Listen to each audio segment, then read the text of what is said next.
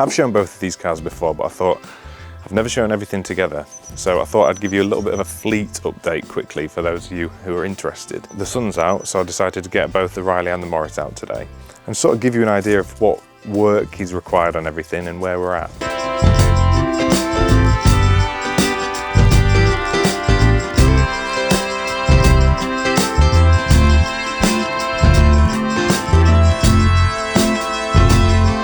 This is a 1960 Riley 1.5. I'd describe her as rough and ready, but she drives really, really well. What's wrong with the Riley? She's got some tatty paintwork, but show me a 1960 car that hasn't. The bonnet could do with a bit of a respray, but I'm not going to do that because I haven't got a clue what I'm doing. The first car I'll ever be spraying is going to be the MGB. So we're nearly at a point on the MGB where I can spray the inside of the engine bay, and then I'm going to attempt to do a proper spray on the whole car once it's ready, but we'll talk about that a little bit later.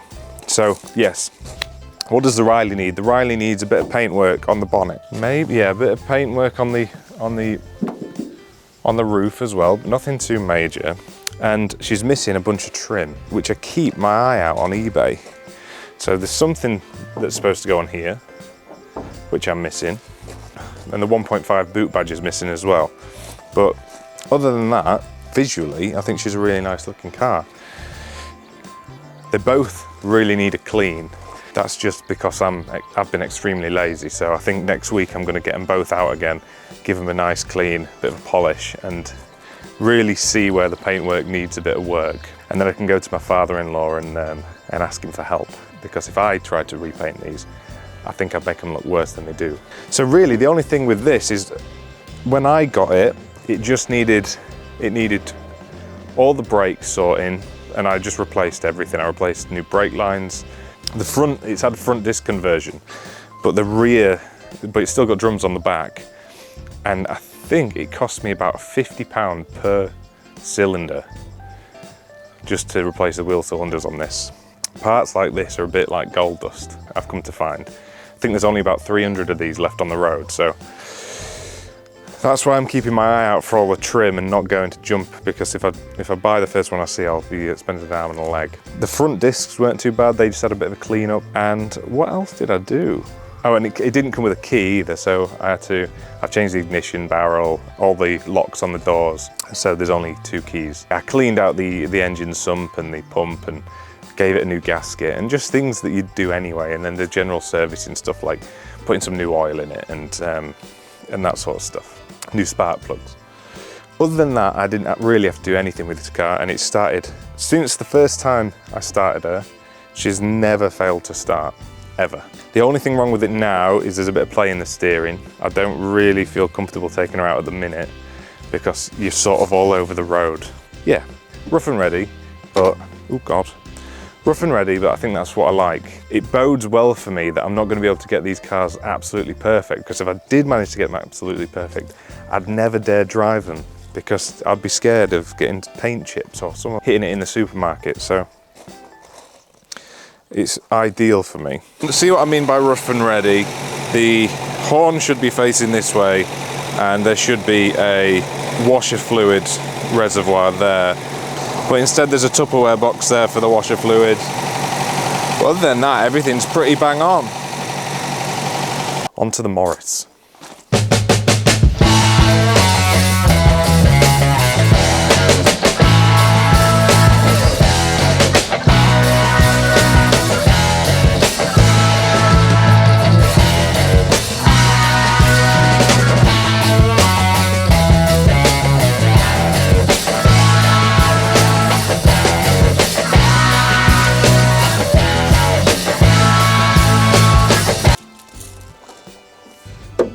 This is my wife's 1970 Morris Traveller.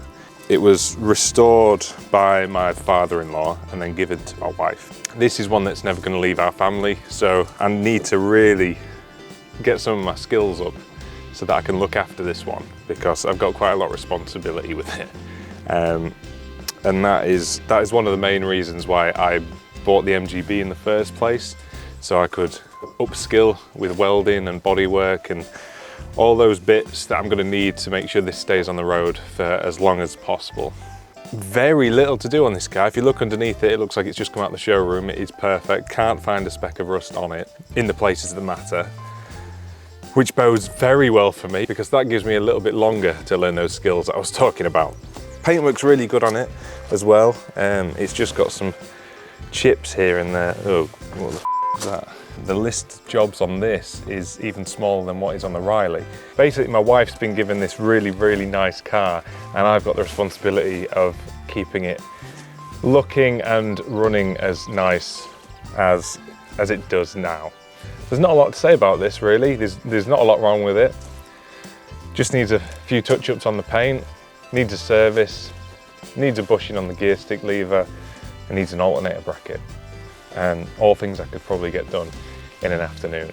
Also, I have got brand new hubcaps for both of these cars, but I'm too scared to put them on. And that's what I'm saying, if the paintwork was absolutely pristine on both these cars, I'd never drive them. The whole reason you have these is to enjoy driving them.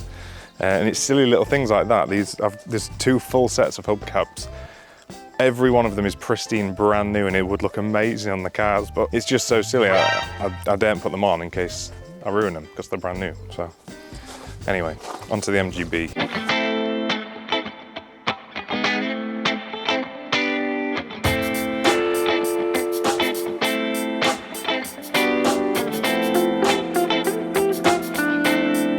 And finally, the MGB. This video is more for those of you that might not be familiar with where we're up to.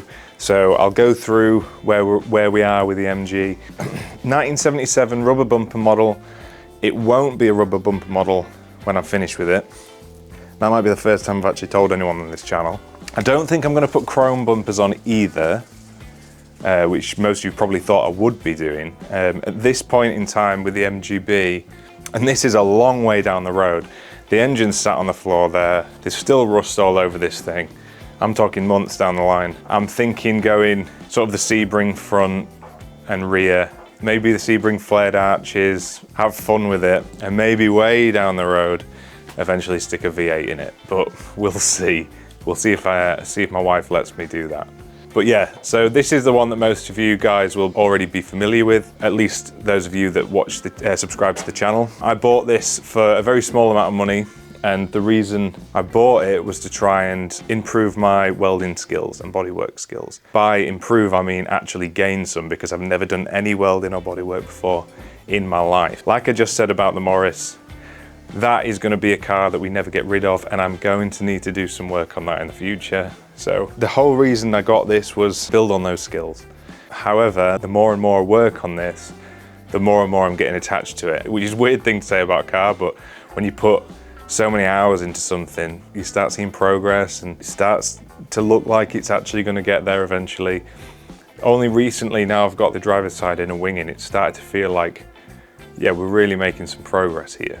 Still a very, very long way to go with this. This inner wing had a bunch of holes in it behind me, which I've repaired. That was my first attempt at doing any welding.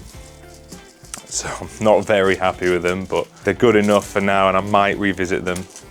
The other wing I've had to replace entirely because that one was just way too short. The pedal box area in the last video, so part 9, or part 8, part 9, on the MGB series, you'll have seen I've cut out all the rust on the pedal box section, started fabricating up a new, the whole corner really, and putting the new inner wing on. As well as that, we've had the engine and gearbox out, we've put new water pump, thermostat, new slave cylinder, new clutch release bearing, painted the engine, new sump gasket, new bolts everywhere.